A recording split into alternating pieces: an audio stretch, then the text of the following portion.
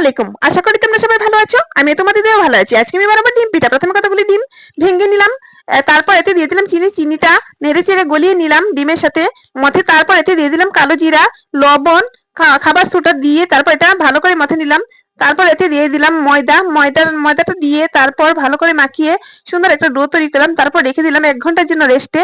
তারপর দেখো কাই নিয়ে এতে সুন্দর করে রুটি বানিয়ে লাভ ছাঁচ দিয়ে ডিজাইন করে সবগুলি পিঠা কেটে নিলাম। তারপর পিঠাগুলো উঠিয়ে সুন্দর করে একটি প্লেটে রেখে তারপর চুলায় একটি কড়াই বসিয়ে দিলাম। চুলায় একটি কড়াই বসিয়ে এতে দিয়ে দিলাম তেল। তেলটা গরম হয়ে গেলে এতে দিয়ে দিলাম পিঠাগুলি উল্টে পাল্টে সুন্দর করে লাল লাল মুচমুচে করে ভেজে নিলাম। এই পিঠাগুলি কৌটায় রেখে 6 মাস পর্যন্ত রেখে খাওয়া যাবে। এই পিঠা কিন্তু খেতে অনেক মজা এবং সুস্বাদু। আমার ভিডিও দেখে তোমরা এই ধরনের পিঠা বানিয়ে খেতে পারো। আমার ভিডিও যদি ভালো লাগে তবে লাইক, কমেন্ট, শেয়ার এবং চ্যানেলটা সাবস্ক্রাইব করতে ভুলো না কিন্তু। সবাই ভালো থেকো। আল্লাহ হাফেজ।